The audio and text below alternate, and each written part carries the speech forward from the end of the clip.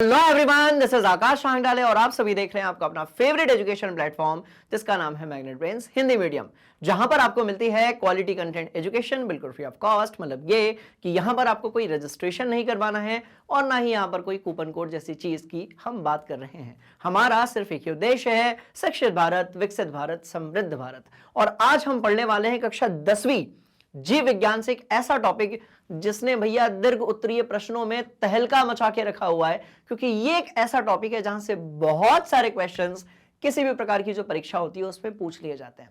तो स्टार्ट करते हैं आज की क्लास और देखते हैं कि ये जो हम नर जनन तंत्र नामक टॉपिक पढ़ने वाले हैं, बेसिकली इसके पिटारे में हमें कौन सी चीजों को दिमाग के अंदर फिट रखना है। बात समझ में आ गई? बोलो यस सर। चलो देखो, अब ऐसा है कि जब हम लैंगिक जनन की बात करते हैं और उसमें भी जब हम जंतुओं की बात करते हैं और उसमें भी स्पेशली हम मनुष्यों की बात करते हैं, क्योंकि सबसे खतरनाक, सबसे ज्यादा तिकड़म लगाने वाला यदि कोई जीव जंतु है तो वो कौन है भैया? मनुष्य है, मानव है। बात समझ में आ रही है? तो आज हम बात करेंगे कि नर जनन तंत्र जो होता है उसमें कौन सी चीजें हमें अपनी खोपड़ी के अंदर फिट रखनी है, जहां से एग्जाम में यदि कोई भी क्वेश्चन पूछा जाए तो अपने को वो बढ़िया तरीके से क्या होना चाहिए? बनना चाहिए और बनेगा। यदि आपको पहले से टॉपिक आता है बहुत बढ़िया बात, आपका रिवीजन हो जाएगा। और यदि नहीं आता है तो और भी अच्छी बात, क्योंकि इससे आपके दिमाग में फ्रेशली सारी चीजों को क्या किया जाएगा? फिट किया जाएगा। बात समझ में आ रही है? तो देखो आज अपन क्या क्या पढ़ने वाले हैं। आज हम ये पढ़ेंगे कि भैया वीर्य क्या होता है। बात समझ में आई? वीर्य क्या होता है? वीर्य ऐसा एक माध्यम होता है जिसके थ्रू आपके जो शुक्राणु होते हैं, राइट, वो किससे मिलते हैं? अंडाणु से मिलते हैं। साथ में हम बात करेंगे कि जो हम स्खलन कहते हैं, क्या कहते हैं? स्खलन कहते हैं, जो कि एक प्रकार की प्रोसेस है, वो बेसिकली क्या होती है। और हम जानेंगे कि भैया शुक्राणु, यानी कि यदि हम नर जनन युग्मक की बात करें, यदि हम मेल गैमेट की बात करें, राइट, तो शुक्राणु बेसिकली क्या होता है, कैसे बना होता है, क्या इसका काम होता है, ये सारी चीजें हम जानने वाले हैं। तो कुल मिलाकर हम मनुष्यों में जो लैंगिक प्रजनन होता है, राइट, कुल मिलाकर हम मनुष्यों में जो लैंगिक प्रजनन होता है उसके बारे में आज पूरी कहानी, कविताएं, पोथी सब खत्म करने वाले हैं। बात समझ में आ रही है? बोलो यस सर। शुरू करते हैं और देखते हैं कौन सी चीजों को दिमाग के अंदर रखना है फिट।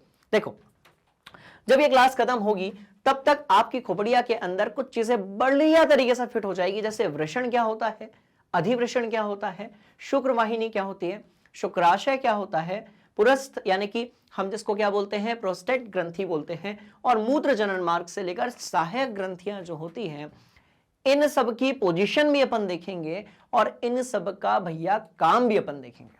बात समझ में आ रही है? इन सब की हम पोजीशन भी देखने वाले हैं और इन सब का हम काम भी देखने वाले हैं।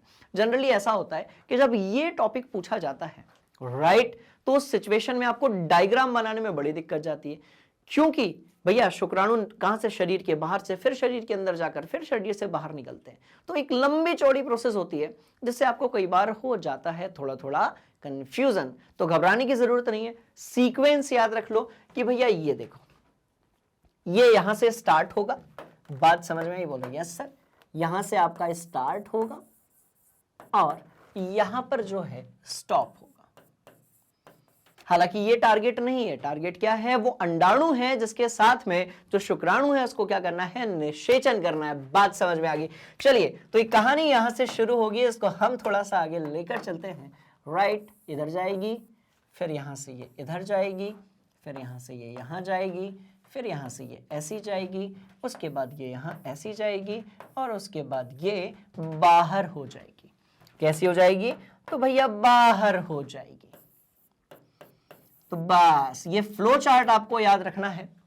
मैं एक एक चीज को डायग्राम में भी बताने वाला हूं और सबकी मैं आप लोगों को कार्यविधि भी बताने वाला हूं। तो कहानी बड़ी इंटरेस्टिंग होने वाली है। बढ़िया तरीके से ये जो हम यहां पर देख रहे हैं, इसको अपनी कॉपी में, अपने भेजे में, अपनी खोपड़ी में, अपने दिमाग में आप बढ़िया तरीके से क्या कर लें? नोट कर लें। तो एक स्क्रीनशॉट लो, बढ़िया से कॉपी में बनाओ। एक एक चीज को अपन रगड़ने वाले हैं बढ़िया तरीके से, है ना? Hurry up. हो गया? पक्का? कोई दिक्कत नहीं? चलो आ जाओ। अब देखो, जब भी हम बात करते हैं नर जनन तंत्र की, तो याद रखिएगा इसमें दो टाइप के हमारे डायग्राम्स होते हैं। एक होता है फ्रंट व्यू वाला और एक होता है साइड व्यू वाला, राइट। फ्रंट व्यू वाला जो है वो कार्यविधि को समझने के लिए आसान होता है, पर साइड व्यू वाला जो है उनसे हम ये सभी अंगों को, या फिर आप ये कह लें कि इन सभी भागों को हम आसानी से समझ सकते हैं।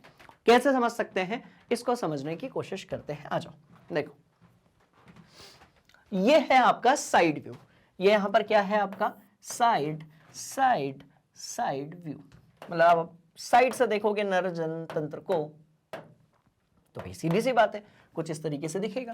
तो हम यहां पर लिख देते हैं भैया साइड व्यू, ध्यान से देखना। तो हम यहां पर क्या लिख देते हैं, साइड व्यू लिख देते हैं। और आप बड़े ध्यान से देखिएगा कि कहानी कितनी इंटरेस्टिंग है। राइट बोलो यस सर, कहानी कितनी इंटरेस्टिंग है कि इस जगह पर शुक्राणुओं का निर्माण होता है।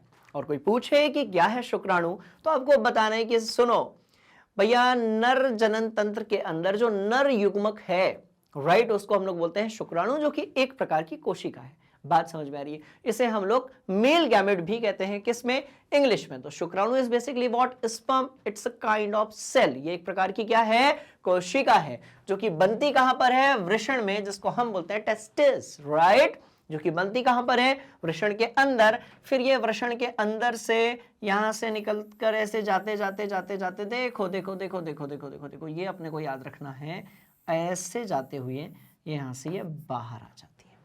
बात समझ में आ गई? तो यदि आप ध्यान से देख रहे होंगे तो जो वृषण है, बात समझ में आई, वो किसके अंदर एग्जिस्ट करता है भैया, वो वृषण कोश के अंदर एग्जिस्ट करता है। बात समझ में आ रही है? तो ये कहां होते हैं, शरीर के बाहर होते हैं। और ये आप सब जानते हो कि शरीर के बाहर क्यों होते हैं, क्योंकि इनको हमारे शरीर के तापमान से 2 या 3 डिग्री सेल्सियस कम तापमान की जरूरत होती है। अब शरीर के अंदर होंगे तो उतना ही तापमान मिलेगा, तो शुक्राणुओं का निर्माण सही तरीके से नहीं हो पाएगा। बात समझ में आ रही है? इसीलिए क्या होता है कि जो आपके वृषण कोश होते हैं वो कहां होते हैं, शरीर के बाहर होते हैं, ताकि कम तापमान में उनकी जो ग्रोथ है वो बढ़िया तरीके से हो सके। और उसके बाद फिर वो शरीर के अंदर जाते हैं, देखो ये गए ऐसे ऐसे गए, ऐसे गए ऐसे गए ऐसे गए, और ये पूरे घूम कर फिर भैया शिश्नमुंड की सहायता से, मतलब जो हमारा मूत्र मार्ग होता है बेसिकली, उसकी सहायता से फिर ये बाहर आ जाते हैं। तो निर्माण कहां होगा, शरीर के बाहर, और निकलेंगे भी कहां पर, शरीर के बाहर, पर जाएंगे निकलने से पहले कहां पर, शरीर के अंदर। तो कहानी बड़ी इंटरेस्टिंग है, और इंटरेस्टिंग के साथ साथ कभी कभी कंफ्यूजिंग भी हो जाती है। तो इस तरफ आपको जितने भी पार्ट्स दिख रहे होंगे, अब मैं 1 बाय 1 आप लोगों के दिमाग के अंदर फिट कर रहा हूं। बड़े ध्यान से देखिएगा, राइट। हम डायग्राम भी समझेंगे, और हम पूरी प्रोसेस भी समझेंगे, और हम इन सब के काम क्या होते हैं वो भी समझेंगे। बात समझ में आ गई? चलो तो ध्यान से देखो, अपन सबसे पहले डायग्राम समझ लेते हैं, ठीक है? आ जाओ। तो डायग्राम समझने के लिए करना क्या है, डिब्बे बनाने भाई, जैसे अपन फ्लो चार्ट बनाते हैं, क्योंकि फ्लो चार्ट बना लिया तो डायग्राम दिमाग के अंदर क्या हो जाएगा, फिट हो जाएगा, राइट। आ जाओ, चलो। तो एक डिब्बा तो यहां बनेगा भैया, एक डिब्बा तो यहां बनेगा। बात समझ में आई? बोलो यस सर। उसके बाद वाला डिब्बा फिर यहां बनेगा, उसके बाद वाला डिब्बा फिर यहां बनेगा। बढ़िया से पेन पेंसिल कॉपी वॉपी लेकर बैठ जाओ, मेरे साथ साथ ड्रॉ करो। सब कुछ दिमाग के अंदर फिट कर रहा हूं, घबराने वाली कोई भी बात नहीं है, राइट। एक यहां पर बनेगा, चलो। उसके बाद एक को डिब्बा यहां पर भी बनेगा। उसके बाद क्या होगा, तो अपन पहले लिख तो लें। चलो, यहां पर आएगा भैया वृषण, चलो, जिसके अंदर निर्माण होता है। यहां पर क्या आएगा, वृषण, जिसके अंदर निर्माण होता है। और यहां पर आएगा अधिवृषण। ध्यान से देखना, एक एक चीज सीधे खोपड़ी में फिट, ताकि परीक्षा में कैसा भी पूछ लिया जाए, घुमा फिराकर या फिर सीधे सीधे, राइट, घुमा फिराकर या फिर सीधे सीधे, तो आपको ऑटोमेटिकली क्या होना चाहिए, बनना चाहिए। बात समझ में आ रही है? बोलो यस सर। आ जाओ। तो यहां पर हो गया वृषण, यहां पर हो गया अधिवृषण। इसके बाद यहां पर है शुक्र वाहिनी। क्या है, शुक्र वाहिनी, जो बेसिकली क्या लेकर जा रही है, शुक्राणु लेकर जा रही है, राइट। बोलो यस सर। चलो और थोड़ा अपन आगे बढ़ेंगे। शुक्र वाहिनी के बाद मुझे क्या बनाना पड़ेगा, तो मुझे बनाना पड़ेगा, रुको पहले मैं नालियां बना देता हूं। तो इस तरीके से यहां पर आप नालियां बना दीजिए, वो रास्ता जिससे शुक्राणु आगे की तरफ ट्रेवल करने वाले हैं। बात समझ में आ रही है? बोलो यस सर। और यहां पर आगे कौन मिलेगा, तो शुक्र वाहिनी के बाद हमें मिलने वाला है शुक्राशय, जिसे हम लोग शुक्र पुटिका भी बोलते हैं। चलो, तो एक काम करते हैं, यहां पर हम बना देते हैं क्या, ध्यान से देखिएगा, यहां पर हम बना देते हैं शुक्राशय। जैसे हम, एक मिनट, यहां पर हम बना देते हैं, हाँ, शुक्राशय यानी कि शुक्र पुटिका। ठीक है, लिख देते हैं इसको हम लोग। तो यहां पर होगा शुक्राशय, जहां पर बेसिकली जो वीर्य के अंदर जितना भी तरल माध्यम होता है जो इस शुक्राणुओं को लेकर जाता है वो बनता है। इन्हें हम लोग पुटिका भी बोलते हैं, दोनों चीजें बोल सकते हैं। तो कुछ किताबों में शुक्राशय लिखा हुआ है और कहीं कहीं पर ये वीर्य पुटिका, शुक्र पुटिका या वीर्य पुटिका लिखा है, तो घबराने वाली बात नहीं है भैया। चलो, और इसके बाद क्या है, तो इसके बाद सबसे भयंकर वाली चीज है, ध्यान से देखिएगा। ऐसा भयंकर क्यों बोल रहा हूं मैं, क्योंकि ये एक जंक्शन है। इसके बाद क्या है, तो एक जंक्शन है, राइट। और वो जंक्शन क्या है वो भी हम देख लेते हैं। इस जंक्शन का नाम होता है, ध्यान से आप देखेंगे तो भैया, पुरस्थ, जिसको हम लोग क्या बोलते हैं, प्रोस्टेट ग्लैंड भी बोलते हैं। तो ये एक प्रकार की ग्रंथि है, ध्यान से देखना, एक प्रकार की क्या है, ग्रंथि है। और अब जो डायग्राम मैं बना रहा हूं, जो भी चीज मैं बना रहा हूं उसको बड़े ध्यान से देखिएगा, क्योंकि क्योंकि क्योंकि क्योंकि क्योंकि क्योंकि ये सब बहुत ज्यादा कनेक्टेड है। बात समझ में आई, बोलो यस सर। यार इसको तो ऐसे ही बनाना पड़ेगा, ये बना दिया, ठीक है, बोलो यस सर। और यहां से ये हो गया आपका यस सर। चलो, इस तरीके से ये यहां से ऐसा हमने कनेक्ट कर दिया। और इधर से क्या आ रहा है तो वो भी हम देख लेते हैं। ये एक प्रकार का बेसिकली जंक्शन है ना। और इसके बाद है, रुको, तो कंफ्यूज नहीं होना है, इसके बाद है आपका, तो यहां पर अपने को लिखना है मूत्र मार्ग। क्योंकि आप जानते हो कि भाई जब हम बात करते हैं नर जनन तंत्र की, तो जो वीर्य होता है, जो शुक्राणु होते हैं और जो मूत्र होता है, वो बेसिकली एक ही रास्ते से ट्रेवल करता है। बात समझ में आई, बोलो यस सर। चलो, अब इसको अपन बढ़िया से यहां पर ऐसे डिजाइन कर देते हैं, इसको भी पूरा यहां से यहां तक ऐसा पैक कर देते हैं। ये लो और ये लो और ये लो, बस। तो बड़े ध्यान से देखिएगा, मैं एरोज यहां पर बना देता हूं, मेरे साथ साथ ड्रॉ कर लो। चलो, एरो, फिर यहां पर एक तीर, यहां पर भी एक तीर, यहां पर भी एक तीर, यहां पर भी एक तीर, इधर से और ये यहां से। सवाल पैदा होता है कि सर ये वाला एरो कहां से बनाया आपने, किस चीज के लिए बनाया, तो वो भी अपन बना लेते हैं, ध्यान से देखिएगा। राइट, ये एरो बनाया गया है किसके लिए, तो ये आपका मूत्राशय है। बात समझ में आई। तो इस तरीके से ये पूरी जो प्रोसेस है, अब ये आपके दिमाग के अंदर फिट होनी चाहिए। बड़े ध्यान से देखिएगा, जो वृषण होंगे, राइट, यहां पर किसका निर्माण होगा, यदि ये समझ में आ गया तो इसके बाद की पूरी कहानी जो है वो क्या बची, हमें सबके सिर्फ कार्यविधि ही समझनी है। क्लियर है कहानी, बोलो यस सर। और बढ़ते हैं आगे, ध्यान से देखिएगा, यहां पर क्या होता है, तो भैया यहां पर शुक्राणुओं का निर्माण होता है। बात समझ में आ रही है, यहां पर क्या होता है, तो यहां पर शुक्राणुओं का निर्माण होता है, यहां पर स्पर्म जो होते हैं, राइट, उनका क्या होता है, निर्माण होता है। उसके बाद क्या पाया जाता है, अधिवृषण, राइट। तो अब अधिवृषण में क्या होगा, तो यहां पर जो शुक्राणु है, ओके, शुक्राणु जो है यहां पर वो क्या होते हैं भैया, स्टोर होते हैं। यहां पर क्या करते हैं, वो स्टोर होते हैं। और शुक्र वाहिनी क्या होती है, ये वो रास्ता है, राइट, जो क्या करता है, शुक्राणुओं को आगे लेकर जाता है। ये वो रास्ता है जो शुक्राणुओं को आगे लेकर जाता है। और जब ये आगे लेकर जाता है तो यहां पर मिलता है शुक्राशय, जिसे हम लोग पुटिका भी बोलते हैं, या जिसे हम वीर्य पुटिका या शुक्र पुटिका भी बोलते हैं। इसका काम क्या होता है, तरल पदार्थ करना। क्या, तरल प्रदान करना। क्या करना, तरल प्रदान करना। बात समझ में आ रही है, इसका काम क्या है, तरल प्रदान करना। देखो भैया, कहानी बड़ी इंटरेस्टिंग है कि आपका जो शुक्राणु है, राइट, उसे एक माध्यम की जरूरत है। बात समझ में आ रही है, उसे जो है अंडाणु तक पहुंचने के लिए एक माध्यम की जरूरत है। और वो माध्यम कैसे मिलेगा, तो यहां से मिलेगा। तो हम इसे लिख सकते हैं तरल माध्यम प्रदान करना। बात समझ में आ गई। और उसके बाद ये पहुंचते हैं पुरस्थ ग्रंथि, जिसे हम प्रोस्टेट ग्लैंड कहते हैं। और यहां पर जो है बड़ा इंपॉर्टेंट काम होता है, क्योंकि देखो सामान्यतः जो हमारा मूत्र मार्ग है वो क्या लेकर जा रहा होता है, मूत्र लेकर जा रहा होता है, बात समझ में आई? ध्यान से देखिएगा, यहां से क्या जा रहा होता है, तो भैया यहां से मूत्र जा रहा होता है और यहां से वीर्य जा रहा होता है। अब आप बोलोगे सर यहां से तो शुक्राणु जा रहे थे और यहां पर वीर्य कैसे? तो भैया ऐसा है कि यहां पर वीर्य का निर्माण, देखो वीर्य क्या है ना, ठीक है, वीर्य के अंदर होते हैं बहुत सारे क्या, शुक्राणु। वीर्य के अंदर होते हैं बहुत सारे तरल माध्यम। वीर्य क्या है उसको भी अपन पूरा पढ़ने वाले हैं, ध्यान से देखिएगा। इधर से शुक्राणु निकले निकले निकले निकले निकले, पर उनको बहुत लंबा रास्ता ट्रेवल करना है, तो उसके लिए उन्हें चाहिए क्या, पोषक तत्व और तरल माध्यम, और वो किसके अंदर होता है, वो वीर्य के अंदर होता है।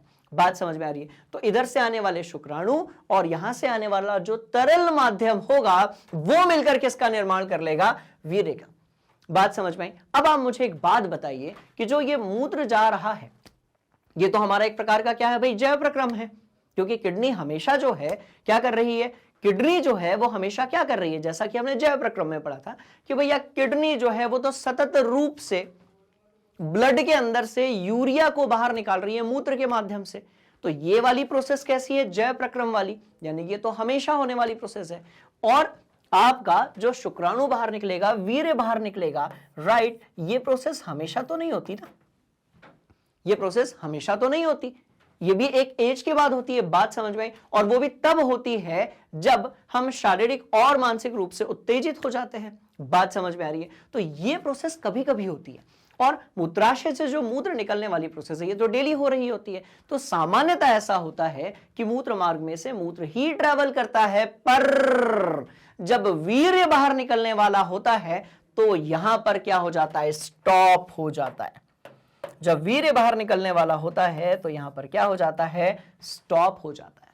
बात समझ में आ रही है? तो आप ऐसे समझ सकते हैं कि जो पुरस्थ ग्रंथि होती है वो एक ऐसा जंक्शन है जो ये डिसाइड करती है कि भैया मूत्र मार्ग में से वीर्य बाहर निकलेगा या फिर मूत्र बाहर निकलेगा। बात समझ में आई? ये एक ऐसा जंक्शन है जो ये डिसाइड करेगा कि बड़े ध्यान से देखिएगा, ये एक ऐसा जंक्शन है जो ये डिसाइड करेगा कि इस रास्ते से राइट मूत्र बाहर जा रहा है या फिर वीर्य बाहर जा रहा है। बात समझ में आ रही है? इसको बढ़िया तरीके से अपने कॉपी में आप क्या करेंगे, नोट करेंगे। Hurry up. फिर हम इसको डायग्राम से समझने की कोशिश करेंगे, है ना, ध्यान से देखना। पक्का जी बोलो यस सर। हम इसको डायग्राम से भी समझने की कोशिश करेंगे। ये तो फ्लो चार्ट है जो मैं आपके दिमाग के अंदर बढ़िया से फिट करना चाहता हूं। पक्का बोलो यस सर। तो भैया सीधी बात, निर्माण कहां पर होगा, वृषण में होगा। स्टोर कहां पर होंगे, अधिवृषण में होंगे। आगे तक कौन लेकर जाएगा, शुक्रवाहिनी लेकर जाएगी। पर क्योंकि हमें एक माध्यम की जरूरत है, राइट, शुक्राणुओं को जीवित रखने की जरूरत है, तो वो सारे पोषक तत्व और माध्यम कहां से मिलेंगे, शुक्राशय से मिलेंगे, पुटिका से मिलेंगे, और उसके बाद शुक्राणु और ये माध्यम मिलकर निर्माण करेंगे किसका, वीर्य का। इसके अंदर और भी बहुत सारी चीजें हैं जिसको अपने को क्या करना है, दिमाग के अंदर फिट रखना है। तो वो भी अपन देख लेंगे सब वन बाय वन, कोई दिक्कत वाली बात ही नहीं है, ठीक है। चलो फिर ये सब कहां पहुंच जाएंगे, पुरस्थ ग्रंथि जिसे हम कहते हैं प्रोस्टेट ग्लैंड, जिसके अंदर से बहुत सारे हार्मोन और भी चीजें निकलती हैं। साथ साथ में ये एक प्रकार का जंक्शन है। बात समझ में आई? मतलब ये कि जब यहां से वीर्य बाहर निकल रहा होगा तो मूत्र बाहर नहीं निकलेगा, और जब यहां से मूत्र बाहर निकल रहा होगा, राइट, तो वीर्य बाहर नहीं निकलेगा। कुल मिलाकर ये कि मूत्र और वीर्य जो है वो एक साथ बाहर नहीं निकल सकते। बात समझ में आ गई? चलो इसको ड्रॉ कर लिया क्या, पक्का, ठीक। आओ इस खेल को थोड़ा और आगे बढ़ाते हैं। बात समझ में आ गई? तो ध्यान से देखिएगा, ये सारी चीजों को अब वन बाय वन अपन इसके फंक्शन देख लेते हैं, है ना। आ जाओ और एक डायग्राम से इसको समझने की कोशिश करते हैं। अब यदि आप इस डायग्राम को ध्यान से देख रहे होंगे, राइट, तो आपको पता चल रहा होगा कि सर ये देखो, ये पूरा बेसिकली क्या है, देखो ये पूरा है आपका वृषण। क्या है ये पूरा जो है, ये क्या है आपका वृषण। बात समझ में आई? ठीक है, यहीं पर निर्माण होता है शुक्राणुओं का, जो कि बेसिकली एक प्रकार की क्या है, कोशिकाएं हैं, राइट। अब ध्यान से देखो, यहां पर निर्माण होगा और ये सब स्टोर किस में रहेगा, तो ये अधिवृषण में स्टोर रहेगा। तो यहां से निर्माण होकर ये कहां पहुंच गया, अधिवृषण के पास में। यहां से निर्माण हुआ शुक्राणुओं का और किसके पास पहुंच गया, अधिवृषण के पास। यहां से भैया ये गया गया गया गया गया, आगे इसने ट्रेवल किया ट्रेवल किया ट्रेवल किया ट्रेवल किया, और ये यहां से ये पहुंच गया कहां पर, ध्यान से यदि आप देखेंगे तो ये पहुंच गया शुक्राशय के पास में। ध्यान से देखो, 2 शुक्राशय बने होंगे, तो कितने जोड़ी शुक्राशय होते हैं? तो इसका भी आंसर क्या होगा? 1 जोड़ी, मतलब कि कुल हमारे पास 2 शुक्राशय होते हैं यदि हम बात करेंगे इसकी नर जनन तंत्र की। तो साथ ही साथ में यदि हम बात करेंगे कि भैया वृषण या अधिवृषण कितने होते हैं, तो सबका आंसर कितना होगा? 2, यानी कि 1 जोड़ी। राइट, चलो ये यहां से निकला। उसके बाद आप यदि ध्यान से देख रहे होंगे तो ये है आपकी क्या? पुरुष ग्रंथि, जिसको आप क्या कहते हो? जिसको आप प्रोस्टेट ग्रंथि भी कहते हो, जिसका काम होता है एक जंक्शन के जैसे या तो मूत्र या तो वीर्य का क्या करना? राइट, आगे लेकर जाना। सिंपल सी कहानी, बात समझ में आ गई? तो इस तरीके से फिर ये यहां से बाहर निकल जाएगा, यहां से ऐसा बाहर निकल जाएगा, और यहां से बाहर निकल के किसकी तरफ जाने की कोशिश करेगा? फिर अंडाणु की तरफ। तो कैसे अंडाणु की तरफ जाएगा निषेचन के लिए? तो सिंपल सी कहानी है कि जब यह शिश्न जो होगा योनि के अंदर जाएगा, बात समझ में आ रही है? जब यह शिश्न जो होगा योनि के अंदर जाएगा, और जब प्रेशर के साथ में क्या बाहर निकलेगा? वीर्य। जब शिश्न किसके अंदर जाएगा भाई? योनि के अंदर जाएगा, और प्रेशर के साथ में क्या बाहर निकलेगा? वीर्य बाहर निकलेगा। तो उसके अंदर के जितने भी शुक्राणु होंगे, बात समझ में आ रही है? कम से कम 300, 400, 500 मिलियन तक, 600 मिलियन तक एक बार के स्खलन में जो शुक्राणु होते हैं वो बाहर निकलते हैं। सोच कर देखो, और उसमें से सिर्फ एक शुक्राणु जो होगा वो अंडाणु के साथ में क्या करेगा? राइट, निषेचन करेगा। कितनी इंटरेस्टिंग ये कहानी है, ध्यान से देखिएगा। तो अब प्रोसेस आपको क्लियर है। निर्माण कहां पर होगा? तो भैया निर्माण होगा किसके अंदर? वृषण के अंदर। बात समझ में आ गई? तो इस तरीके से एक डायग्राम है, अपने पास अभी बहुत सारे डायग्राम है, एज वेल एज मैं आप लोगों को डायग्राम बनाना भी सिखाऊंगा, इसलिए घबराने वाली कोई भी बात नहीं है। चलिए भैया, तो अब देख लेते हैं, है ना, क्योंकि यहां से हम प्रोसेस समझ चुके हैं, इसलिए कोई दिक्कत वाली बात नहीं है। ठीक, चलो आ जाओ। अब क्योंकि आप जानते हो कि ये क्वेश्चन जो है ये कैसा आता है? दीर्घ उत्तरीय प्रश्न आता है। इसका मतलब ये हो गया कि इसमें लंबा चौड़ा अपने को लिखना पड़ेगा, एक एक भाग को अपने को क्या करना पड़ेगा? एक्सप्लेन करना पड़ेगा। तो आप लिखोगे क्या? इसको बड़े ध्यान से सुनिए, क्योंकि अब मैं सब कुछ आपके दिमाग के अंदर फिट कर रहा हूं। देखो, कोई यदि पूछे कि बताइए भैया पुरुष जनन तंत्र जो है वो शरीर के कहां पर पाया जाता है, तो आप बोलेंगे कि ये जो है श्रोणी क्षेत्र, यानी कि पेल्विस रीजन में पाया जाता है, जो कि बेसिकली कहां पर होता है? तो ये पेट के नीचे वाला भाग होता है, या आप इसको ये कह सकते हो कि जो उदर गुहा है उसके नीचे वाला जो भाग है बेसिकली यहां पर पाया जाता है। इसके अंतर्गत क्या क्या आता है? तो ध्यान से देखिए, एक जोड़ा वृषण होगा, साथ में होगी सहायक नलिकाएं, राइट, के साथ साथ एक जोड़ी ग्रंथियां होंगी, और क्या होगा? बाह्य जनेंद्रिय शामिल होगा, जिसको अपन लोग शिश्न भी कहते हैं। बात समझ में आ गई? इतना नोट करो। चलो हरी अप, कर लिया? ठीक है, और आगे बढ़ते हैं। शरीर में वृषण उदर गुहा के बाद एक थैली या धानी में स्थित होता है, जिसे हम लोग क्या कहते हैं? स्क्रोटम, यानी कि वृषण कोश कहते हैं। बात समझ में आ रही है? तो जो बाहरी भाग है उसको हम क्या कहते हैं? वृषण कोश। यदि आप ध्यान से देखेंगे तो ये जो पूरा है बाहरी भाग, ये जो पूरा बाहरी भाग आपको दिख रहा होगा, राइट, इसको हम कहते हैं वृषण कोश। और इसके अंदर पाई जाती हैं बेसिकली 2 चीजें, पहला आपका वृषण और दूसरा आपका अधिवृषण। और इनके अंदर भी बहुत सारी चीजें पाई जाती हैं, जैसे कि वृषण जालिकाएं हो गई, वृषण पालिकाएं हो गई, और घबराने की जरूरत नहीं है, हम 1 बाय 1 सबके जो फंक्शन है उसको दिमाग के अंदर फिट कर रहे हैं। ठीक है, चलो। और वृषण कोश कहां पर होगा? तो भैया शरीर के बाहर होगा, जैसा कि मैं बता चुका हूं कि इसको 2 से 3 डिग्री सेल्सियस कैसा चाहिए? 2 से 3 डिग्री सेल्सियस कम तापमान चाहिए, ताकि शुक्राणुओं का बहुत बढ़िया तरीके से क्या हो सके? निर्माण हो सके। बढ़िया से इसको अपनी कॉपी में नोट किया जाए। हरी अप,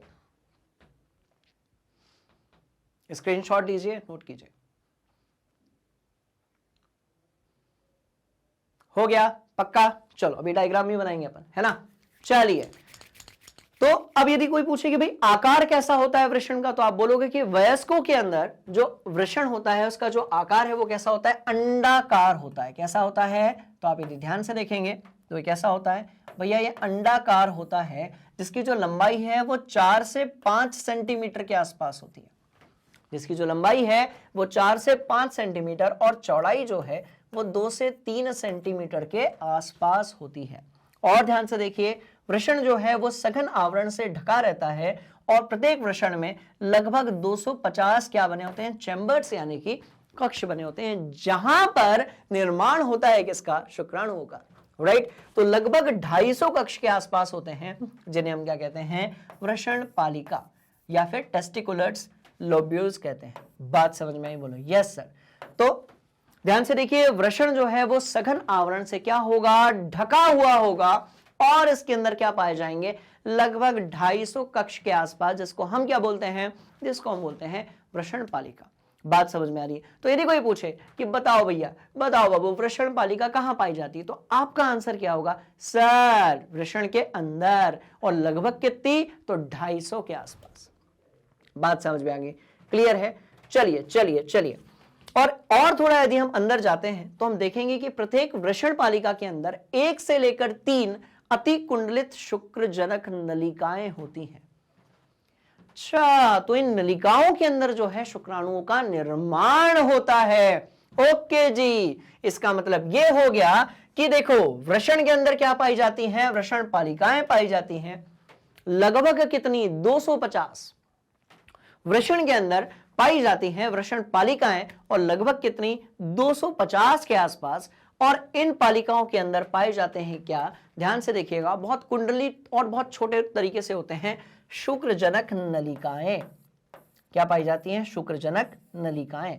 राइट, तो शुक्राणु का निर्माण किसमें होता है, शुक्रजनक नलिकाओं में होता है। Very good. चलिए, तो शुक्राणुओं का निर्माण जो है वो किसमें होगा, शुक्रजनक नलिकाओं में होगा। सिंपल सी कहानी, नोट किया जाए, hurry up hurry up hurry up, पक्का। और ऐसा नहीं कि 1-2 शुक्राणु बनेंगे, ऐसा चिल्लर तो भैया काम ही नहीं है। कम से कम 500-600 मिलियन, मतलब ये कि आप 600 का 10 लाख से गुणा कर दो। 1 मिलियन में 10 लाख होते कि नहीं होते, बताओ। इतने शुक्राणुओं का निर्माण होता है। सोच कर देखो, आप इससे भी ज्यादा हो सकते हैं, एक बार के स्खलन में इतने बाहर निकलते हैं। और दिखता कैसा है, तो भैया ये रहा डायग्राम, जो कि अपने आप में क्या है, कोशिका है। ध्यान से यदि आप देखेंगे तो आपको दिखेगा, इसका ये सिर है, ये उसका गला है, और ये इसकी क्या बनी हुई है, पूंछ बनी हुई है। तो शुक्राणु क्या है, एक प्रकार की कोशिका है, और ढेर सारे शुक्राणु जो है वो इस तरीके से दिखेंगे। That's all. और इनमें से सिर्फ एक ही ऐसा होगा जो निषेचन करेगा किसके साथ में, अंडाणु के साथ में। राइट, बोलो यस सर। चलो बढ़िया से नोट करो।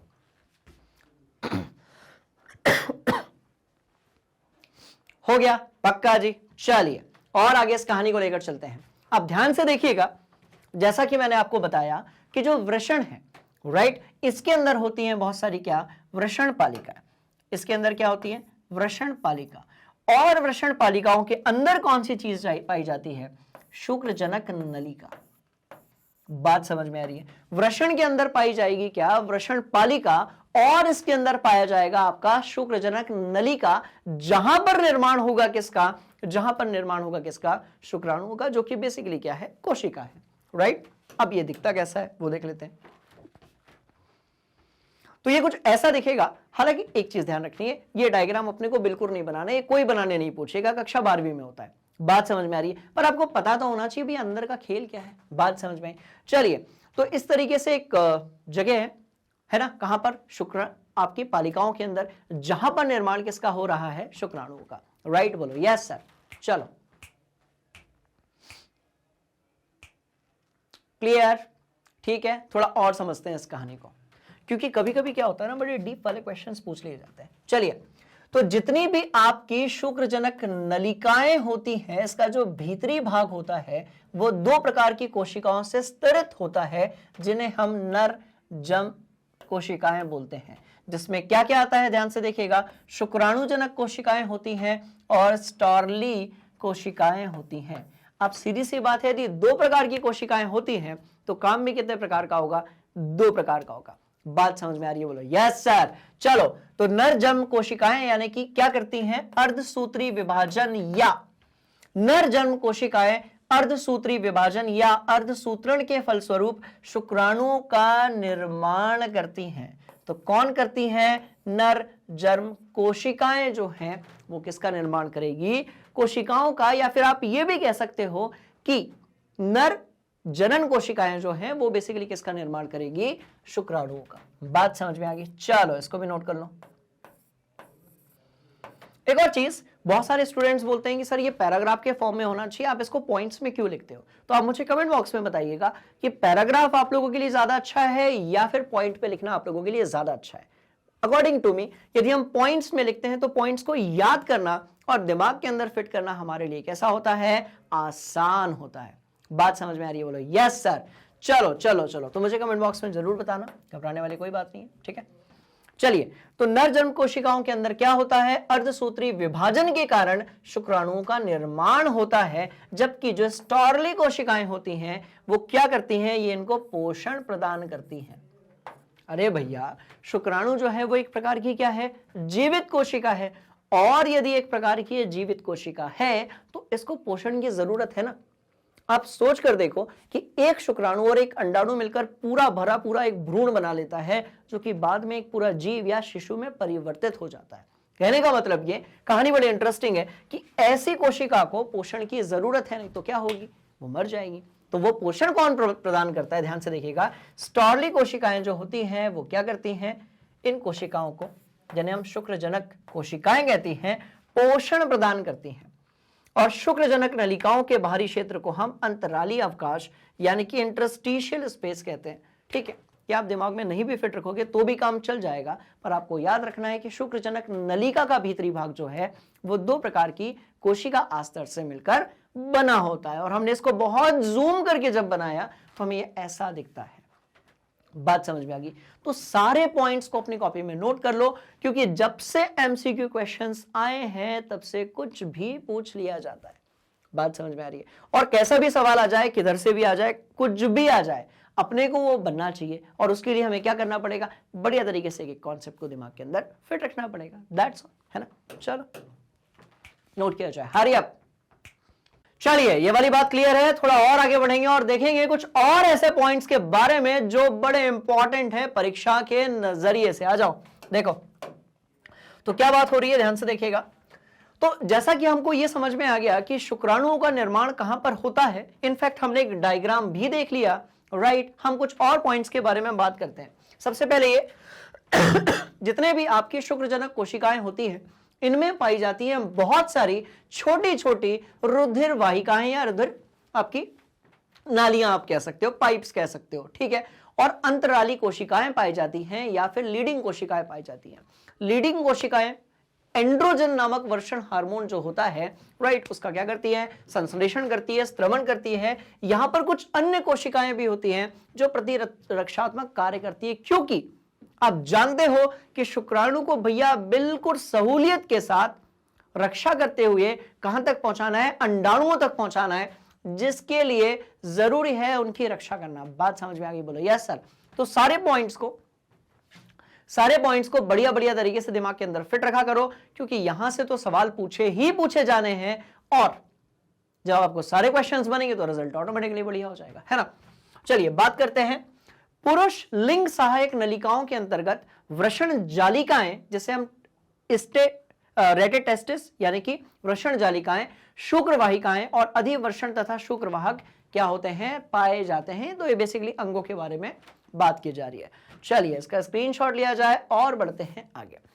अब क्योंकि हमने ये तो जान लिया कि वृषण के अंदर किस प्रकार से शुक्राणुओं का निर्माण होता है, अब यदि आपको पॉइंट्स में लिखना हो एक एक चीज, राइट, तो कैसे लिखोगे? ध्यान से देखो। सबसे पहले हम बात करेंगे किसकी? वृषण की, जिसके अंदर ये पूरा खेल जो है वो खेला जाता है शुक्राणु के निर्माण का। और क्या है शुक्राणु?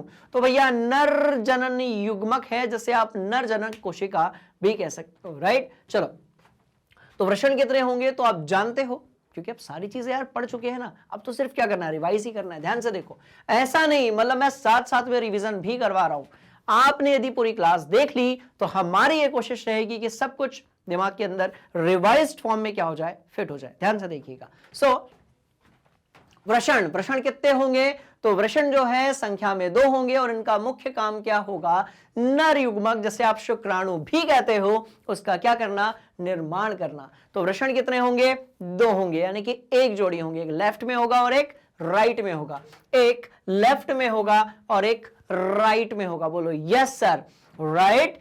चलिए चलिए चलिए, तो 2 संख्या में होंगे और इनका जो काम है वो क्या होगा, नर युग्मक जिन्हें आप शुक्राणु कहते हो उनका क्या करना, निर्माण करना। इंटरेस्टिंग कहानी, और आगे बढ़ते हैं, राइट। चलिए, साथ में यह नर हार्मोन टेस्टोस्टेरोन को भी स्रावित करता है जो नर के द्वितीय लैंगिक लक्षणों का निर्धारण करता है।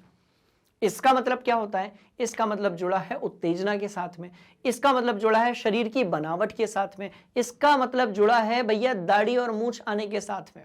बात समझ में आ रही है? आप ये समझ लो कि यदि पिंपल्स आ रहे हैं, अब मान लो 13-14 साल के, जब यदि हम बॉयज की बात करें, ठीक है, जब वो बाल्यावस्था से किशोरावस्था में आते हैं, 13-14 साल की यदि अपन बात करें, तो आपने देखा होगा पिंपल्स आना चालू हो जाते हैं।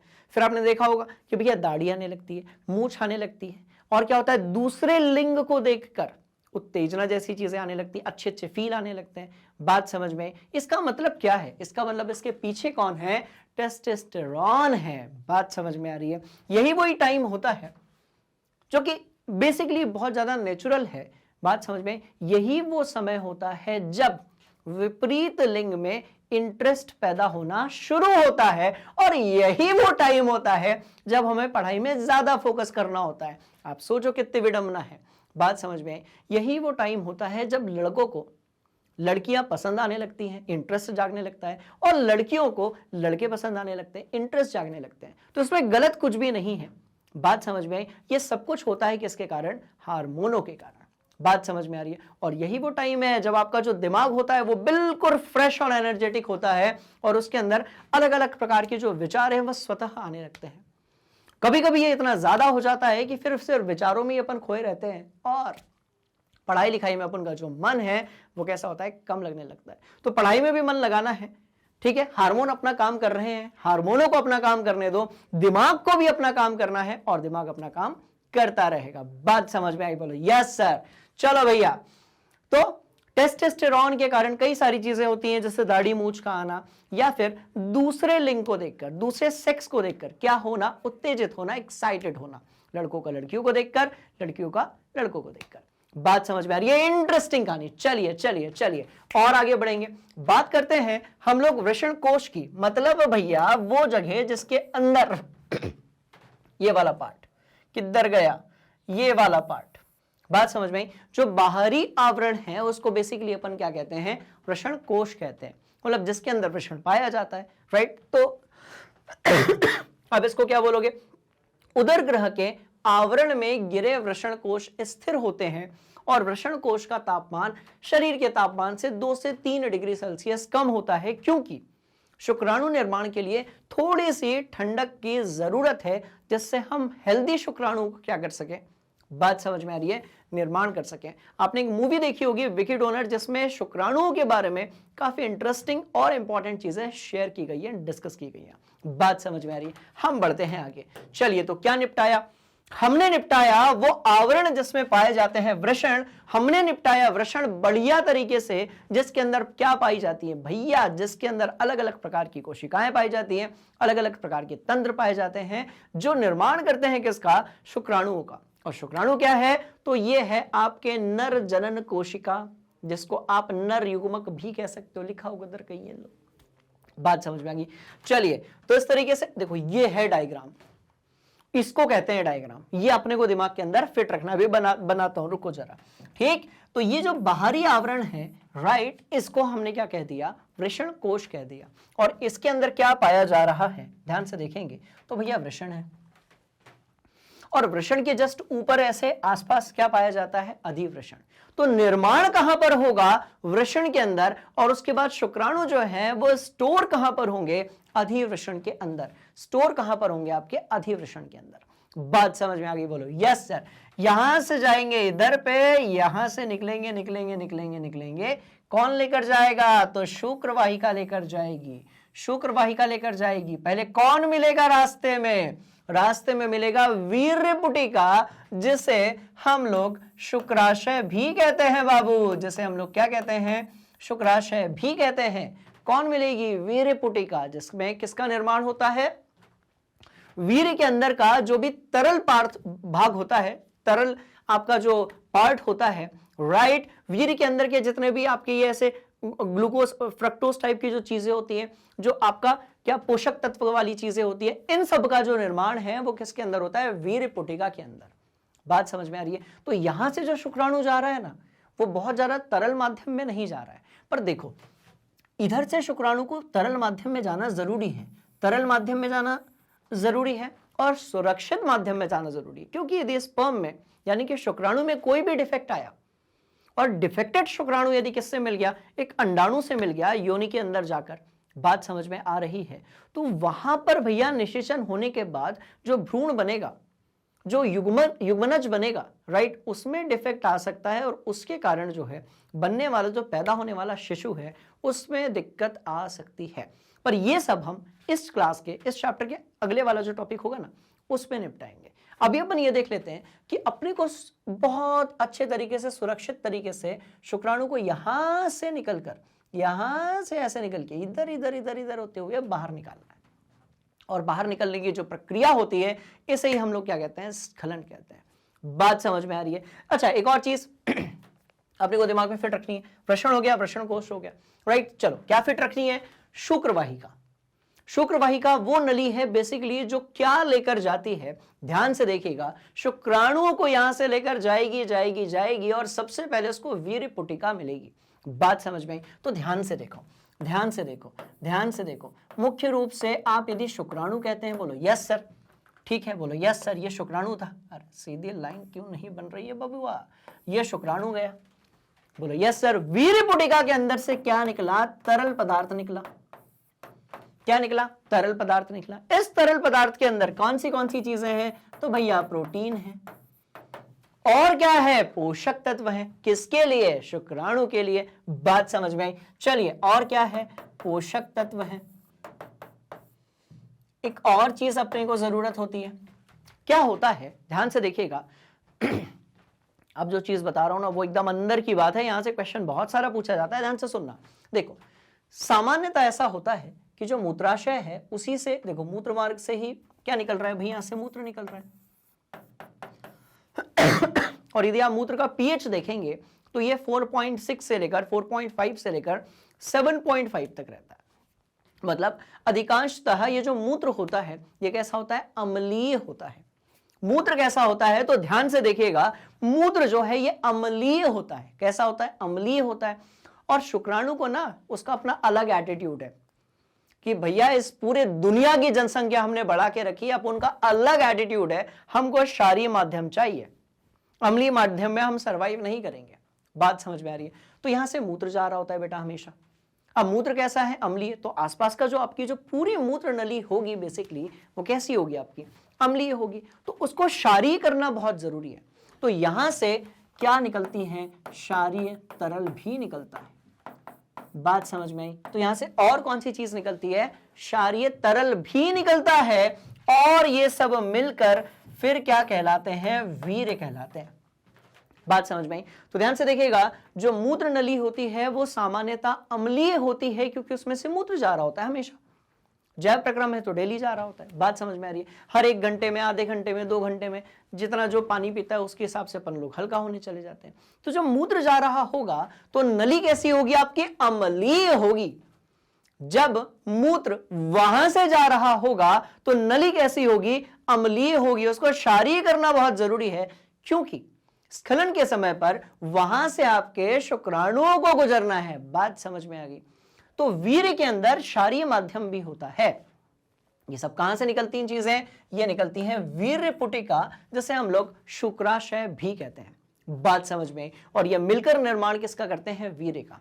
तो याद रहे, स्पर्म यानी कि शुक्राणु अलग चीज है और सीमन यानी कि वीर्य जो है वो अलग चीज है।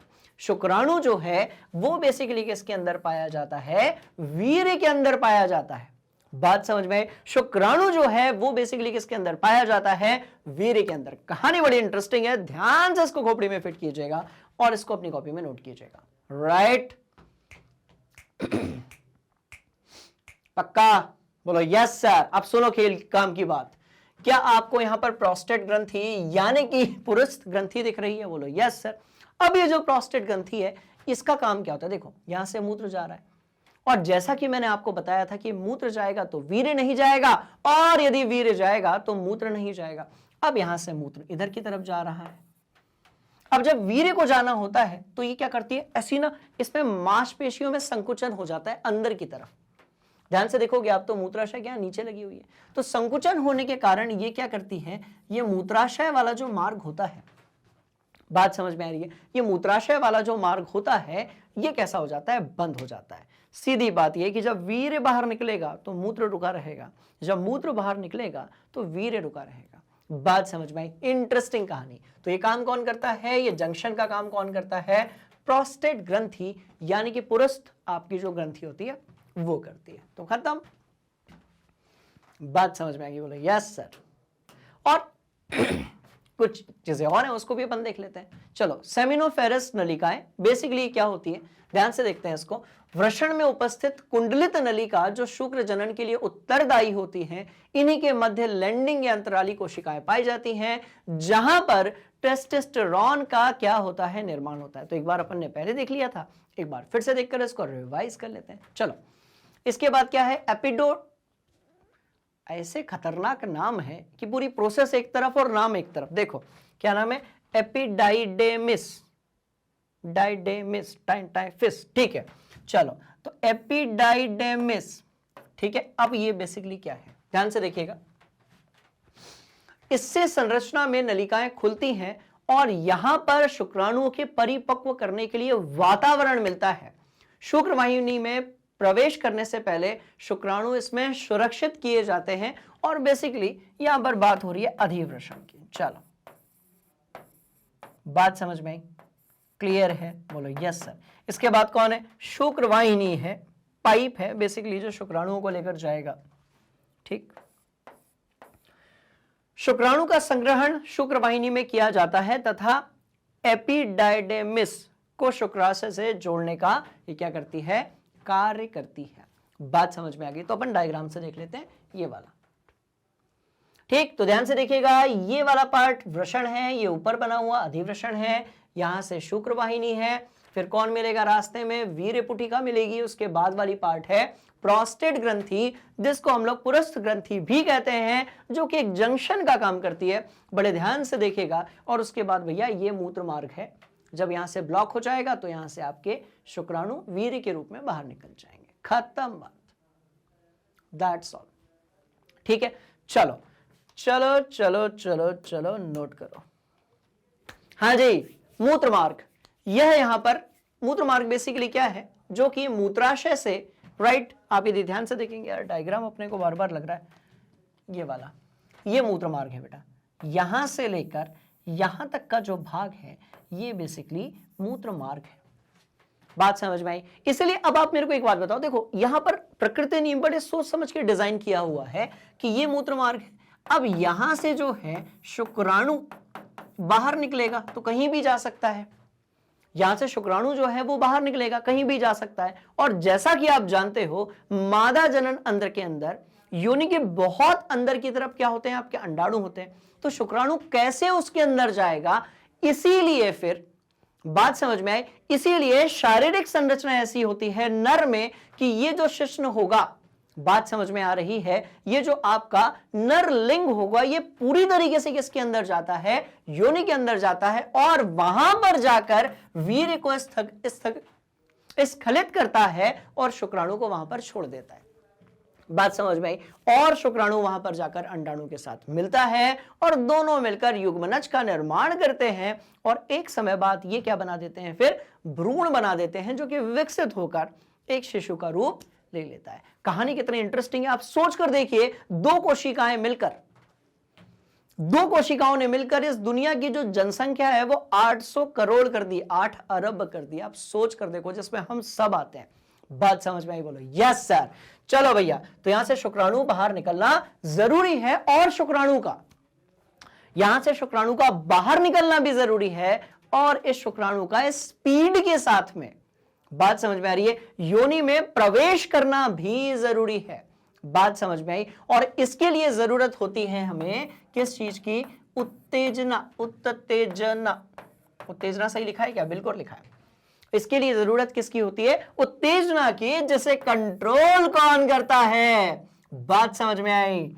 जिसे कंट्रोल कौन करता है? मस्तिष्क करता है। यहां पर जरूरत होती है किसकी? उत्तेजना की, जिसे कंट्रोल कौन करता है? मस्तिष्क करता है। बात समझ में आ रही है? इसलिए आपने देखा होगा कि कुछ ऐसी मूवीज होती हैं, है ना, जो जिसको वयस्क लोग ही देख सकते हैं, तो उसमें कुछ ऐसे रोमांटिक सीन होते हैं, राइट, जिसको नर यदि देख रहा है, बात समझ में आई, तो उसमें यदि रोमांटिक सीन होंगे तो ऑटोमेटिकली दिमाग सिग्नल देने लगता है कि भैया भैया भैया रोमांटिक सीन है, उत्तेजित होने का समय आ गया है। और ऐसे टाइम पर कई बार क्या होता है कि ऑटोमेटिकली, बात समझ में आई, ऑटोमेटिकली क्या होता है, ऐसे में कई बार वीर्य बाहर आ जाता है, जिसको हम बोलते हैं स्वतः स्खलन, जो कि बड़ी ही नेचुरल प्रोसेस है। बात समझ में आ रही है? तो बहुत सारी चीजों को आपको खोपड़ी के अंदर फिट रखना है। एक और इस तरीके से आपने देखा होगा कि देखो भाई, शुक्राणु तो यहां बन रहे, शुक्राणु तो यहां बन रहे, अधिवर्षण में स्टोर भी हो रहे हैं। अब बन रहे हैं तो बाहर निकलना भी तो जरूरी है ना। यदि शुक्राणु बन रहे हैं तो इनका बाहर निकलना भी जरूरी है। इसलिए आपने कई बार देखा होगा कि किशोरावस्था में यदि हम बात करें 14 साल से लेकर 25 साल या फिर 30 साल भी आप कह लो, अलग अलग एज ग्रुप अलग अलग ये हो सकता है, पर 14 से 30 के बीच में आपने कई बार देखा होगा स्वप्न दोष हो जाता है। तो ये भी क्या है, ऑटोमेटिकली जो वीर्य है उसका क्या है, शुक्राणु जो है उसका क्या है, बेसिकली स्खलन है। बात समझ में आ रही है? तो ये बड़ी नेचुरल प्रोसेस है। हालांकि इस पर अभी हम अगला वाला जो टॉपिक होगा उसमें बात करेंगे, जहां से बहुत सारे क्वेश्चंस पूछ लिए जाते हैं। पर आपको पता होना चाहिए कि जो वीर्य है, बेसिकली शुक्राणु जो है वो कितने तरीके से स्खलित हो सकता है। बात समझ में आ रही है?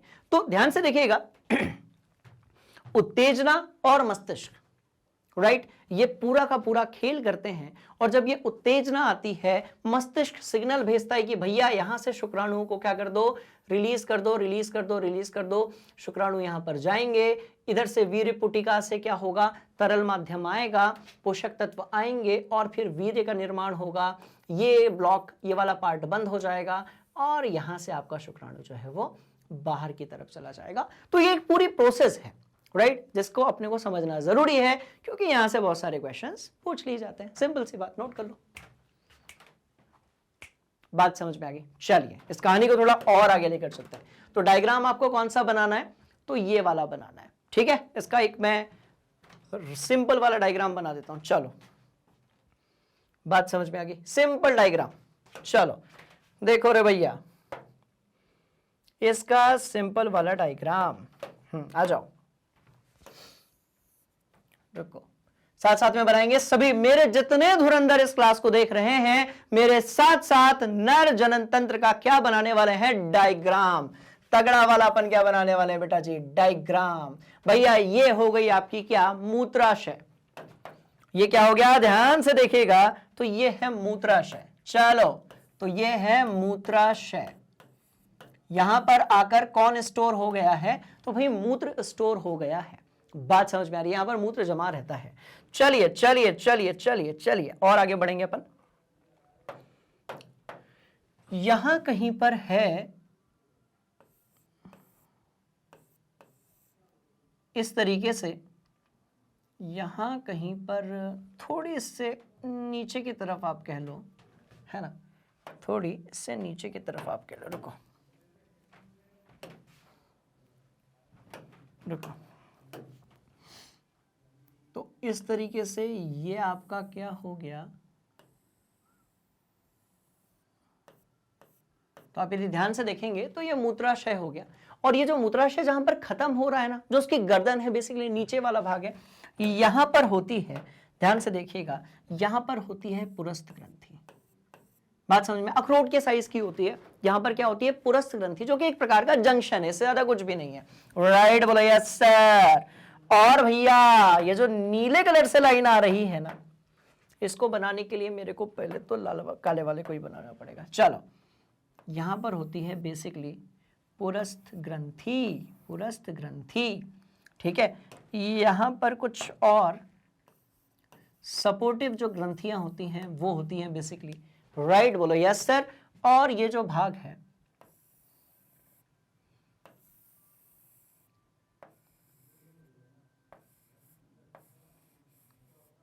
चलो, तो ये इस तरीके से आपने शिश्न को यहां पर बना दिया है। चलिए हम एक काम करते हैं, हम वर्षण और अधिवर्षण भी बना लेते हैं, सब कुछ बना सकते हैं अपन।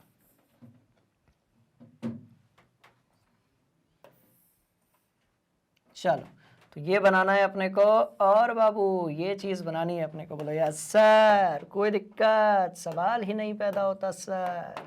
और यहां पर हम बनाने वाले हैं अधिवर्षण, और यहां पर हम बनाने वाले अधिवर्षण। देखिएगा बहुत टाइम नहीं लगेगा, साथ साथ में बनाते जाओ, ठीक है। चलो, और यहां से नीली वाली लाइन भेजनी है अपने को भैया, ये शरीर के अंदर जाएगी बेटा। अब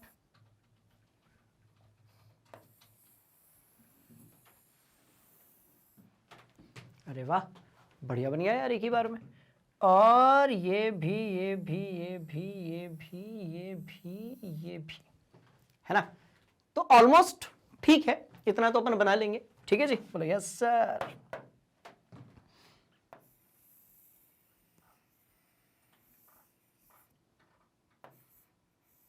साथ में अपन गर्दा उड़ाएंगे इस टॉपिक में।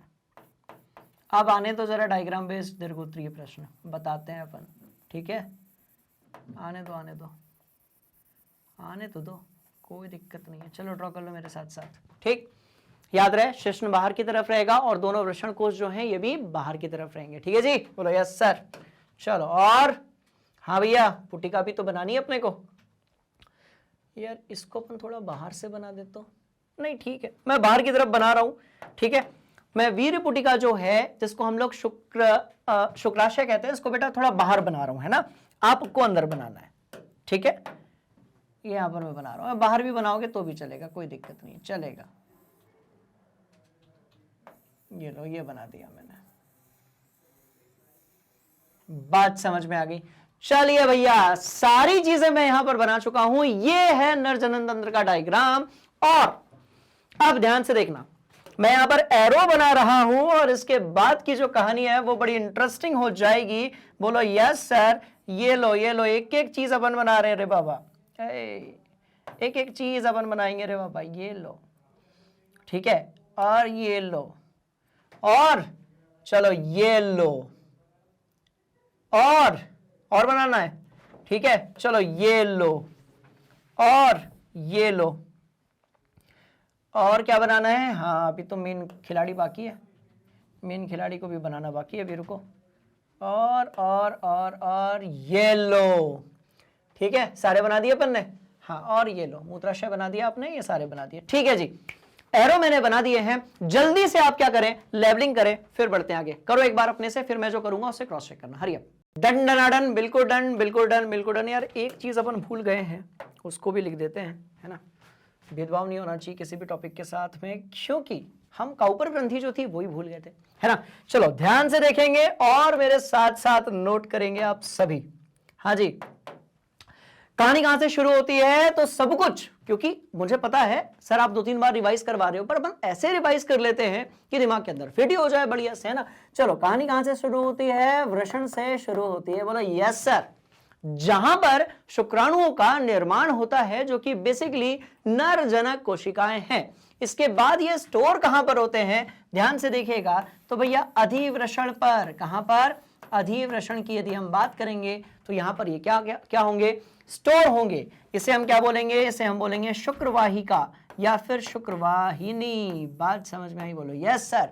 और शुक्रवाहिनी से फिर ये कहां पर जाएगा, आगे की तरफ। तो ध्यान से देखिएगा, यहां से तो शुक्राणु निकल रहे हैं, पर इसे क्षारीय माध्यम की जरूरत है, इसे जो है पोषक तत्वों की जरूरत है, किसे, शुक्राणुओं को, और तरल माध्यम की जरूरत है। ये कौन देता है, ये देता है शुक्राशय, जैसे हम लोग वीर्य पुटिका भी बोलते हैं, जैसे हम क्या बोलते हैं, वीर्य पुटिका भी बोलते हैं। कंफ्यूजन नहीं रहे बाबा, बात समझ में आई। चलिए, इसके बाद ये एंटर किस में करता है, तो पुरुस्त या पुरस्त ग्रंथि में करता है। बात समझ में आ रही है, तो किस में करेगा ये, पुरस्त ग्रंथि में, जिसे हम प्रोस्टेट ग्लैंड कहते हैं। और इसके बाद आती है आपकी कौन सी, तो इसके बाद आ जाएगी आपकी काउप्रस। चलो, काउपर ग्रंथि, खत्म बात।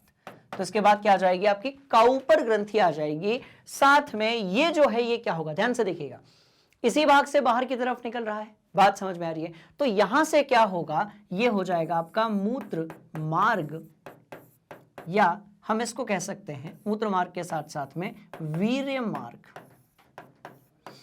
बात समझ में आई? तो ये मूत्र मार्ग के साथ साथ में क्या होगा, आपका वीर्य मार्ग भी होगा। और ये जो है, ये है भैया अंतिम सिरा। ये कैसा है, तो ये हो गया बाबूजी अंतिम सिरा, खेल खत्म, राइट। तो इस तरीके से ये लाल कलर से जितने भी लिखे हुए हैं, ये आपके नर जनन तंत्र के महत्वपूर्ण भाग हैं, जिनकी सबकी प्रोसेस अपन ने दिमाग के अंदर फिट कर ली है। अब भैया सहायक ग्रंथियों के काम बचे हैं, और वीर्य के अंदर क्या क्या होता है, ये सारी चीजें बची हुई है, उसको जल्दी से दिमाग के अंदर फिट करते हैं और बढ़ते हैं किसकी तरफ, मादा जनन तंत्र की तरफ। किसकी तरफ भैया, मादा जनन तंत्र की तरफ। तो ध्यान से देखिएगा, मैंने जो लेबलिंग की है वो भी सीक्वेंस में ही की है।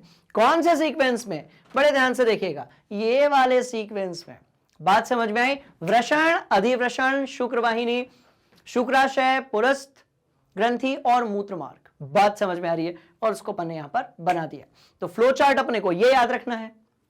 बात समझ में आई? ध्यान से देखिएगा, फ्लो चार्ट अपने को ये याद रखना है, और डायग्राम हमें ये वाला बनाना है। टेंशन खत्म, बोलो यस सर। डायग्राम आप सीख चुके हो, फ्लो चार्ट आप सीख चुके हो, किस भाग का क्या काम है उसको भी आप खोपड़ी के अंदर फिट कर चुके हो।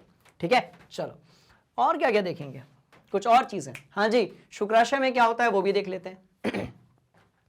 ठीक है, शुक्राशय के उच्च ऊर्जा स्रोत के रूप में फ्रक्टोज नामक शर्करा पाई जाती है, जो कि शुक्राशय से स्रावित तरल पदार्थों में मिलकर शुक्राणु वीर्य का निर्माण करती है, जिसकी प्रकृति कैसी होती है, क्षारीय होती है। ध्यान से देखिएगा, वीर्य का निर्माण प्रॉपरली कहां पर होगा, तो भैया शुक्राशय में, और कैसी होगी, ये क्षारीय होगी। तो वीर्य बेसिकली क्या है, ध्यान से देखिएगा, वीर्य क्या है, क्योंकि आपको शुक्राणु को एकदम सुरक्षित तरीके से, हेल्दी तरीके से अंडाणु तक पहुंचाना है। बात समझ में आ रही है? तो इसके अंदर क्या क्या है, ध्यान से देखिएगा। इसके अंदर है भैया तरल माध्यम, बोलो यस सर। इसके अंदर क्या है, तरल माध्यम, बोलो यस सर। और क्या है इसके अंदर, तो इसके अंदर प्रोटीन है, बोलो यस सर। तरल माध्यम है इसके अंदर, और साथ में इसके अंदर प्रोटीन है। और क्या है इसके अंदर, तो इसके अंदर जो है पोषक तत्व है, बोलो यस सर। पोषक तत्व है, बोलो यस सर। ये तीन चीजें तो हुई हो गई। बात समझ में आ रही है? तो ये सारी चीजें पाई जाती हैं। और क्या है, तो भैया शुक्राणु है। ठीक है, और क्या है, तो क्षारीय माध्यम देता है, ये माध्यम देता है ये। बात समझ में आ गई? क्योंकि जैसा कि मैंने आपको बताया कि जो अम्लीय माध्यम होता है, यानी कि पीएच यदि 7 से बहुत कम होगा, तो आपका जो शुक्राणु है वो जिंदा नहीं रह पाएगा। बात समझ में आ रही है? या फिर शत विशत हो जाएगा। इसीलिए वीर्य के अंदर क्षारीय माध्यम का होना जरूरी है। वीर्य लेकर जाता है किसको, शुक्राणु को। क्लियर है कहानी, बोलो यस सर। कॉपी में बढ़िया से नोट किया जाए, ठीक। और यदि कोई डाउट होगा तो जैसा कि आप हमेशा करते हैं, सीधे जाइए कमेंट बॉक्स में और अपना डाउट वहां पर जाकर पुट कर दीजिए। ठीक है जी, चलो। हाँ भैया, कुछ सहायक ग्रंथियां होती हैं जिसमें आपकी काउपर ग्रंथि होती है। कहां पर होती है, तो जैसा कि हमने डायग्राम देखा है, राइट, ध्यान से देखिएगा यहां पर। और हमारे पास कुछ डायग्राम्स और भी होंगे, हम वहां पर भी देख लेते हैं। डायग्राम इस पे तो नहीं बनी है, इस पे बनी होगी। हाँ जी, देखो वो दिख रही है ना, कंद मूत्र प्रत ग्रंथि। क्या नाम, मतलब नाम देख रहे हो आप, ऐसे गर्दा उड़ाने वाले नाम। क्या है भैया नाम, कंद मूत्र पथ ग्रंथि ग्रंथि ग्रंथि ग्रंथि। बात समझ में आई? तो इसका नाम क्या है, कंद मूत्र पथ ग्रंथि। पर ठीक है, नाम से नहीं घबराना है, पोजीशन पता होनी चाहिए और काम पता होना चाहिए। तो किसके नीचे पाई जा रही है, ध्यान से देखिएगा, पुरस्थ यानी कि प्रोस्टेट ग्रंथि के नीचे पाई जा रही है। कौन, और कहां गया रे बाबा, हाँ जी, काउपर या फिर काउपरस पर्स जो है ग्रंथियां पाई जाती हैं। ठीक है, और इसे और क्या कहते हैं, तो ऐसे ऐसे नाम है, बल्बोयूरेथ्रल ग्रंथि। बहुत बढ़िया। ठीक है, ये एक जोड़ी ग्रंथियां होती हैं जो कि प्रोस्टेट ग्रंथि के नीचे स्थित होती हैं, और इनमें से जो है एक सफेद श्यान क्षारीय पदार्थ स्राव होता है, जिसका काम स्नेहक यानी कि ल्यूब्रिकेंट का होता है। इसका काम किसका होता है, स्नेहक यानी कि ल्यूब्रिकेंट का। अब जैसा कि आप जानते हो, ध्यान से देखिएगा, कि भैया यहां से आपका शुक्राणु जा रहा है, तो किसी पाइप के अंदर से यदि कोई चीज जा रही है और यदि वो पाइप के अंदर वाले स्तर से यदि टकराएगी तो नुकसान हो सकता है ना। इसलिए ल्यूब्रिकेशन का काम कौन करता है? चिकनाई देने का जो काम है, आप ऐसे समझ लो कि भैया वीर्य को चिकनाई देने का जो काम है वो कौन करती है? क्राउपर्स ग्रंथि से निकलने वाला सफेद पदार्थ। बात समझ में आ गई? सारी कहानी क्लियर है? बोलो यस सर। ठीक है, चलो। कई बार बच्चे कमेंट बॉक्स में पूछते हैं कि सर शुक्राणु और वीर्य एक ही है क्या? तो एक नहीं है, ध्यान से देखिएगा। शुक्राणु वीर्य का एक भाग है बेटा। बात समझ में आ रही है? और वीर्य यदि बन रहा है, इसका मतलब यह जरूरी नहीं है कि उसके अंदर पर्याप्त मात्रा में शुक्राणु भी हो, क्योंकि शुक्राणु का होना और वीर्य के अंदर शुक्राणु का प्रॉपर होना, दोनों में क्या है? डिफरेंस है। चलो हम बात करेंगे कुछ एक सहायक ग्रंथियों की, जिसमें ऑब्वियसली दोनों प्रकार की ग्रंथियां हमने देख ली हैं।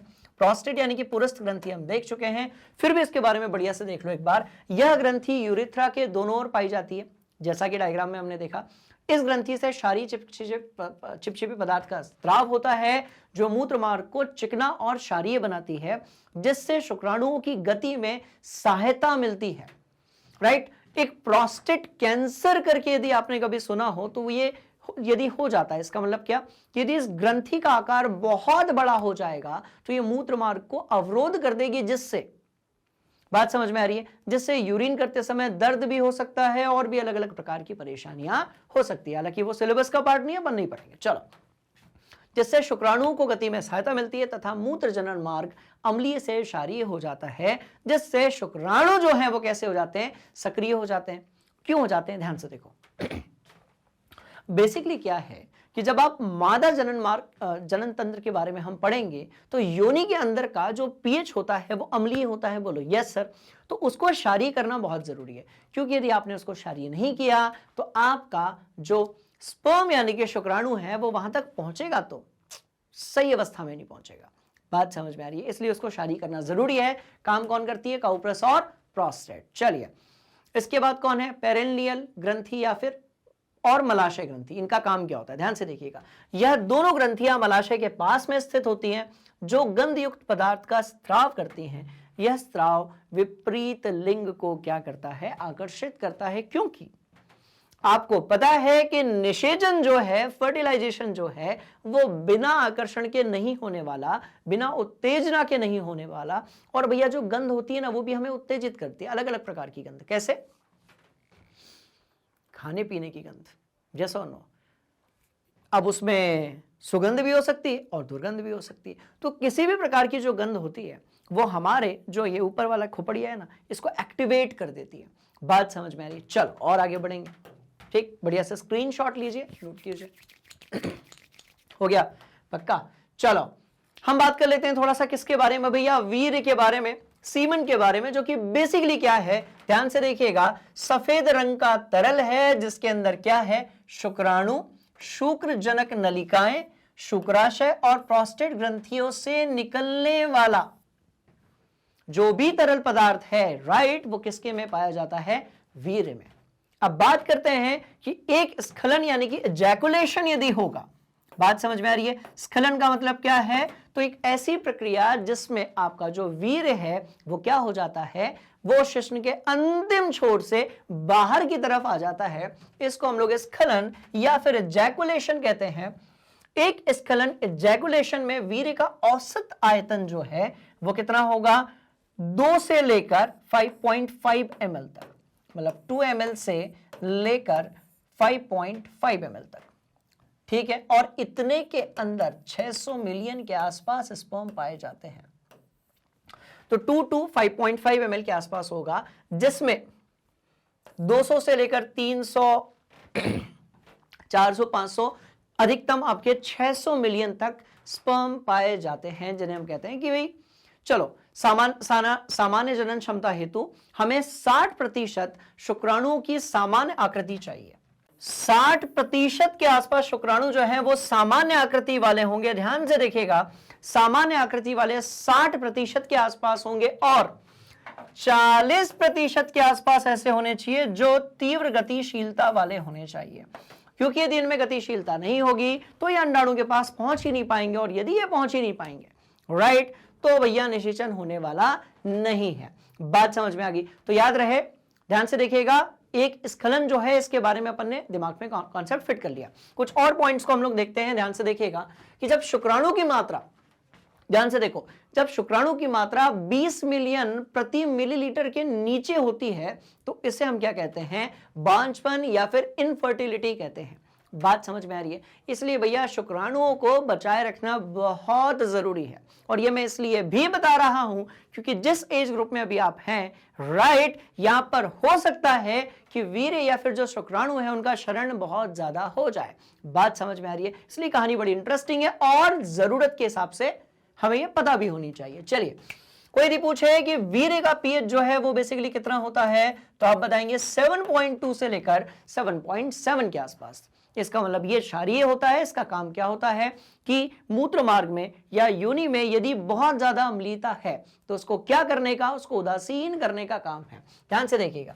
चलो, प्रोस्टेट ग्रंथि जो होती है उसका स्रवण वीर्य को दुधिया बनाता है। शुक्राशय तथा बॉलब्यूरेथ्रल ग्रंथियों से स्रवित द्रव्य चिपचिपी बनावट देता है, जिससे क्या होता है कि आसानी से एकदम तैरते हुए शुक्राणु जो है वो अंडाणु के पास पहुंच जाए। चलो भैया, वीर्य शुक्राणुओं को परिवहन माध्यम देता है तथा पोषक प्रदान करता है। यह नर मूत्र मार्ग तथा मादा योनिक के अत्यधिक अम्लीय वातावरण को उदासीन कर देता है। तो कई बार वीर्य पे भी क्वेश्चंस पूछ लिए जाते हैं। बात समझ में आ रही है? सारे पॉइंट्स को बढ़िया से कॉपी में नोट करेंगे, बढ़ रहे हैं आगे। हरी अप, कर लिया? पक्का? चलो आ जाओ। ठीक है, और अब देख लेते हैं कि भैया वीर्य के अंदर बेसिकली क्या क्या होता है। तो फ्रक्टोस होता है, सारे आपको याद नहीं रखने पर आप याद रखिए मुख्य रूप से फ्रक्टोस होता है। उसके बाद ये सारी चीजें पाई जाती हैं वीर्य के अंदर।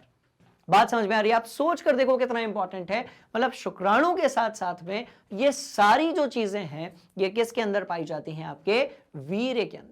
बात समझ में आ गई? बड़ी इंटरेस्टिंग ये कहानी है, इसको ध्यान से देखिएगा। और एक बार अपन फिर से जो है जनन तंत्र का डायग्राम देख लेंगे, जिससे कहानी कहानी कहानी कहानी कहानी आपको बढ़िया से क्लियर हो जाएगी। बात समझ में आ रही है? बोलो यस सर। चलो एक बार और अपन देख लेते हैं सिंपल सी ये कहानी। चलो, ये डायग्राम अपने को एग्जाम में बनाना है। इसमें सारी चीजें हमने क्या कर ली हैं? कवर कर ली हैं। चलिए भैया, ये वो फ्लो चार्ट है जो आपको एग्जामिनेशन में बनाना है बढ़िया तरीके से। क्लियर है? बोलो यस सर। और साथ में ये वो चीज थी जहां से इस क्लास की हमने आज शुरुआत की थी, और ये सारी चीजें हम डिस्कस कर चुके हैं। ध्यान से देखिए, शुक्राणु क्या है वो अपन जान चुके हैं, वीर्य क्या है जान चुके हैं, स्खलन यानी कि प्रोसेस कैसी होती है वो जान चुके हैं, शुक्राणु का निर्माण कहां होता है, कैसे होता है वो जान चुके हैं, और शुक्राणु को पोषण किस तरीके से दिया जाता है वो भी जान चुके हैं। मतलब हम ये जान चुके हैं कि कहानी जो है वो शुरू होगी वृषण से और खत्म कहां पर होगी? मूत्र जनन मार्ग के अंतिम सिरे पर। बात समझ में आ गई? चलो बढ़िया से एक बार इसको लास्ट में और बना लेना। अब सवाल पैदा होता है कि सर ये जो वीर्य होगा इसके अंदर का जो शुक्राणु होगा वो निषेचन तो अंडाणु के साथ में ही करेगा। तो अब हमें यह समझना पड़ेगा कि जो अंडाणु है बेसिकली वो कहां पर बनता है, और जो अंडाणु है बेसिकली वो कहां पर बनता है और किस प्रकार से वो निषेचन करता है। और इसके लिए हमें समझना पड़ेगा इसका पार्ट 2, मतलब कि मादा जनन तंत्र। तो अगली जो कक्षा होगी उसमें हम बात करेंगे किसके बारे में? मादा जनन तंत्र के बारे में। बात समझ में आ गई? तो उसके लिए क्या करना पड़ेगा आपको? पहले तो इस क्लास पे जितने भी आपको डाउट्स होंगे, राइट, उसको कमेंट बॉक्स में पूछना पड़ेगा। और मादा जनन तंत्र के लिए आपको क्या करना पड़ेगा? ध्यान से देखिएगा, आपको भैया जाना पड़ेगा गूगल पे। कहां जाना पड़ेगा? गूगल पे, और सर्च करना पड़ेगा मैग्नेट ब्रेन्स, आप ही लोगों का फेवरेट एजुकेशनल प्लेटफॉर्म, राइट। आप सर्च करेंगे मैग्नेट ब्रेन्स तो इस तरीके से एक पेज आपके सामने आ जाएगा। जब आप लिंक पर क्लिक करेंगे तो आपको ये प्ले स्टोर पर भी अवेलेबल होगा, राइट। चलिए, जैसे ही आपने क्लिक किया आपके सामने होगा एक मिनी गूगल। मिनी गूगल क्यों कह रहा हूं? क्योंकि यहां पर ये सारी चीजें मिलने वाली हैं हाई क्वालिटी कंटेंट के साथ में, बिल्कुल फ्री ऑफ कॉस्ट। साथ में आपको क्या क्या मिलेगा ध्यान से देखिएगा भैया। बुक्स और ई बुक्स यदि आपको चाहिए तो नीचे डिस्क्रिप्शन में लिंक गिवन है, आप वहां से भी एक्सेस कर सकते हो। चलिए थोड़ा और आगे इस कहानी को लेकर चलते हैं। यदि हम इंग्लिश मीडियम की बात करेंगे तो ये सारे कोर्सेस अवेलेबल हैं फ्री ऑफ कॉस्ट। सीबीएसई यदि हम स्कूल एजुकेशन की बात करेंगे तो नर्सरी से लेकर 12वीं तक सभी कक्षाएं, सभी विषय कुछ इसी तरीके से। यदि आप हिंदी मीडियम की बात करेंगे तो CBSE, NCERT, UP board, Bihar board, इन सबकी आपको कक्षाएं मिलेंगी 7वीं से लेकर 12वीं तक सभी विषय के लिए फ्री ऑफ कॉस्ट। है ना इंटरेस्टिंग कहानी, राइट? तो स्टूडेंट्स, आज की जो भी क्लास थी, आपको जो भी डाउट था, आप उसे प्लीज कमेंट बॉक्स में पुट कर दीजिएगा। और एक चीज मुझे जरूर बताइएगा कि हम इंफॉर्मेशन को पॉइंट्स के फॉर्म में रखें या फिर पैराग्राफ के फॉर्म में रखें। मिलते हैं अगली क्लास में, तब तक के लिए खूब पढ़िए, तरीके से रिवीजन कीजिए और शानदार तरीके से कॉन्सेप्ट अपने दिमाग के अंदर फिट कीजिए, जिससे एग्जामिनेशन में आपको बहुत ज्यादा हेल्प मिले।